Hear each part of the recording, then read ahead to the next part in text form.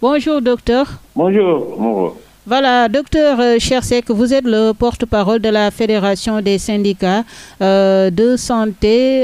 Est-ce que, docteur, vous pouvez nous expliquer pourquoi vous maintenez votre mot d'ordre de grève? Vous savez, nous étions dans une dynamique d'apaisement du climat social. Je pense que quand le Premier ministre a fait son appel, oui, nous étions prêts en tout cas à surseoir à tout et aller dans des discussions sérieuses qui prendront en compte l'ensemble des préoccupations des travailleurs de la santé et de l'action sociale, tout personnel confondu. Ça, c'est un élément fondamental parce que nous savons que le système est dans un cadre global et que nous travaillons en équipe. Bien que nous sommes à un certain niveau, nous avions eu en tout cas les avantages relatifs à la signature du protocole d'accord sur le régime indemnitaire, mais il y a une autre catégorie de personnel qui travaille avec nous qui n'a pas bénéficié de ces avantages. L'autre élément, c'est en rapport avec le statut. Nous sommes des fonctionnaires, nous avons la chance d'être dans la fonction publique. Mais aujourd'hui, sur 44 000 agents qui travaillent dans le secteur de la santé, l'État ne prend en charge que moins de 10 000 agents. Et les 7 500 autres sont des diplômés. Pour le reste, c'est du personnel administratif et de soutien. Oui. Vous allez dans toutes les régions du Sénégal, c'est dit 70% du personnel. Et du personnel qualifié, je veux dire, 70% du personnel qualifié. Si je passe du personnel qualifié, c'est du personnel diplômé. À commencer par les infirmiers, les sages-femmes, les pharmaciens, chirurgiens dentistes ou médecins qui travaillent dans nos structures. Ces gens-là, depuis 2 mois, je vous dis, ils n'ont pas perçu leur salaire. Maintenant, qu'est-ce qui s'est passé lors de la rencontre avec l'autorité? Non seulement dans la convocation, ils ont fait du n'importe quoi, parce que nous sommes 11 organisations syndicales, donc 11 secrétaires généraux, oui, donc on devrait avoir 11 invitations. Nous n'avons reçu que 3 invitations. Ils ont pris des syndicats qui ne sont que des syndicats de corps, qui appartiennent à un seul corps. Or, il y a plus de 18 corps dans le secteur de la santé et de l'action sociale, à qui ils ont donné 3 invitations, au même titre que la fédération. Ma seule organisation syndicale est plus importante en termes de nombre par rapport même à certains de ces syndicats à qui ils ont donné 3, à plus forte raison d'avoir un groupe de 11 personnes. Mais ça, c'était un complot qui avait été ourdi et planifié. Quand on est arrivé dans la salle, mais c'est nous qui sommes sur le terrain, c'est nous qui avons déposé un préavis, c'est nous qui sommes en action et c'est nous qui faisons la rétention d'informations dont ils ont tant décrié avec les bailleurs et les partenaires techniques et financiers. Mais c'est nous qui avons des revendications. Est-ce que vous jugez normal, arriver dans la salle, qu'ils choisissent notre porte-parole? C'est ce qu'ils ont fait. Oui. Malgré le fait qu'on les ait souligné qu'ils n'ont pas le droit de le faire, ils nous ont dit que vous n'allez pas prendre la parole. Et ça, c'est un inspecteur du ministère du Travail qui s'appelle Amar, qui a été à l'origine et avec une arrogance, une rareté extraordinaire. J'ai pris le soin, moi, personnellement, même de saisir le directeur du travail, le directeur Cissé, oui, qui m'a dit n'avoir été jamais au courant de cette décision et qu'il n'a jamais donné de consigne. Donc, qui est derrière cette affaire et cette situation? Et nous avons pris nos responsabilités pour partir. C'est ça qui s'est passé. Donc, nous disons qu'on avait un plan d'action qui était en cours. Oui. Le document, même le document contenu dans notre plateforme revendicative. Et c'est comme ça qu'ils ont trompé tous les régimes qui sont là. Maintenant, le Premier ministre, quand il nous entend dans la presse en disant qu'il va faire des propositions concrètes, et c'est ce qu'ils doivent lui rendre compte. Ne lui disent pas la vérité. Vous donnez l'impression que nous sommes des battants en guerre. Vous leur donnez l'impression que nous sommes là parce qu'on est manipulés. Alors que c'est totalement faux. Et c'est pour cette raison que nous avons dit, nous avons dit notre mot d'ordre, en tout cas en ce qui concerne notre plan d'action. Que ce soit une grève, que ce soit la rétention d'informations, que ce soit tout ce qui est en rapport avec la situation qu'on a décrite tout à l'heure. Aujourd'hui, beaucoup d'agents sont actuellement, depuis 2 mois, n'ont pas perçu leur salaire. 2 mois.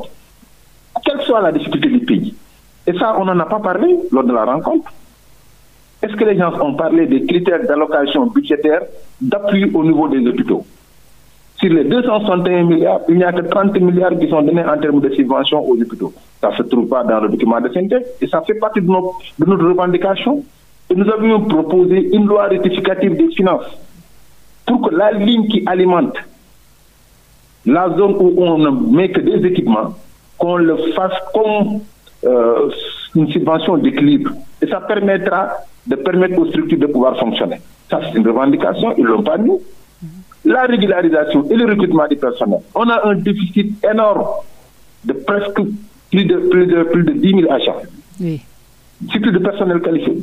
Est-ce que ça figure sur le document? Ça ne figure pas sur le document.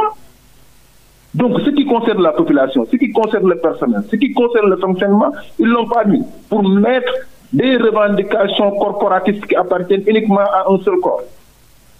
Est-ce que nous allons cautionner cela? Nous avons dit non, il faut que l'autorité sache.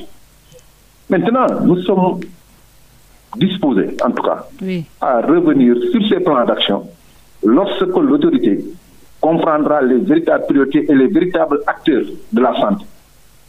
On ne peut pas, nous, prendre des personnes qui sont à la retraite depuis 13 ans, parler à notre nom, alors que nous sommes en activité. Et si même ces personnes doivent parler à notre nom, c'est nous-mêmes qui devrons les désigner. oui. Et non pas le ministère. Et c'est ce qui s'est passé. C'est pour cette raison que le 13 et le 14, nous allons maintenir notre plan d'action de 13. D'accord. Et vous, est-ce Nous que allons tenir une assemblée générale à Touba. Comment ça va se dérouler, ce plan d'action? Le plan d'action, le jeudi déjà, nous serons à Touba, Inch'Allah. Nous, on va tenir une assemblée générale à Damatou. En même temps aussi, il y a la grève du 13 et du 14. Il y aura une marche qui est prévue vers le 25. Et il y aura une assemblée générale. Il y a déjà la rétention d'informations. Oui. Et ça va continuer. Il y a une campagne aussi d'information auprès des partenaires techniques et financiers. Parce que dans la rétention d'informations, ces syndicats-là, à qui ils ont voulu donner la parole, leur ont fait comprendre que c'est eux-mêmes qui détenaient les informations. Malheureusement, sur le terrain, telle n'a pas été la réalité. Eux, ils ont levé leur mot de rétention d'informations. Dans les premières estimations, ils se sont retrouvés avec moins de 30% sur les données. Maintenant, ils sont en train de créer des conditions pour parler d'une atteinte de 103%. Alors que c'est totalement faux. Ça veut dire qu'ils cherchent à tromper les bailleurs. Mais nous aussi, on est dans le système depuis une vingtaine d'années, plus d'une vingtaine d'années. Donc nous connaissons et nous travaillons avec ces mêmes bailleurs. Et nous allons les donner la bonne information. Nous n'allons pas laisser. Parce que c'est eux-mêmes qui nous ont dit que dans ce pays-là, tout ce qui a été fait pendant des années sur les finances n'ont été que des mensonges. Pourquoi aujourd'hui ils prennent la rétention d'informations pour donner des chiffres erronés? Et nous allons faire le même exercice qu'ils ont eu à faire pour dénoncer ce qui n'a pas été correct dans le cadre de l'argent qui a été utilisé dans ce pays-là. Et s'ils veulent tromper les bailleurs, nous allons aller voir les bailleurs en leur disant que ces chiffres-là qu'on vous donne ne sont pas de bons chiffres. Maintenant, c'est à eux de voir comment faire pour arrêter ces chiffres-là. Donc, malgré les menaces du PM, parce qu'on peut voir un tout petit peu de menaces, malgré tout ça, vous allez dérouler votre plan d'action. Et malgré la situation difficile que traverse le pays. Je n'ai pas entendu de menaces de la part du PM. Quel genre de menaces? Que l'affrontement n'arrange ni les syndicalistes, ni l'État du Sénégal. C'est normal, il a raison. On n'a pas besoin d'une confrontation. Oui. Je vous ai dit, nous ne cherchons pas la confrontation. Mais un dialogue doit être sincère et honnête. Ce n'est pas dans la ruse et dans la tromperie. Je vous dis, nous acceptons ce qu'il a dit et nous sommes prêts à aller au dialogue. Mais dans la sincérité. Donc vous avez un message. Le disait, oui. On ne peut pas avoir la paix sans la vérité. Ils ont signé récemment un accord avec les Casamance. Oui. Oui. C'est la vérité d'abord. Sans vérité, il ne peut pas y avoir de dialogue sincère. Il ne peut pas y avoir de pacte de stabilité. C'est dans la vérité. Nous ne réclamons que la vérité. Ils n'ont qu'à mettre sur la table la vérité. C'est ça qui est important. Et docteur, qu'est-ce qu'il faut exactement pour ce pacte de stabilité sociale? Non, pour ce pacte, c'est le règlement des passifs. Oui. Nous avons de nouvelles revendications, mais nous avons dit que nos nouvelles revendications, on peut les différer. Mais ce qui a été un engagement de l'État depuis 2 ans, mais l'État, c'est une continuité. Est-ce qu'ils sont allés dire à ceux qui... Parce qu'il y avait des créances. avec les bailleurs, ils ne sont pas en train de rembourser des dettes sur le plan international. Et pourtant, ce ne sont pas eux qui ont créé ces dettes, mais c'est un engagement de l'État.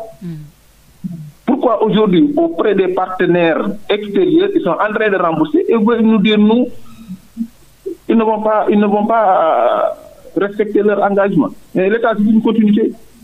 Quand on hérite d'un État, on hérite du passif et de l'actif.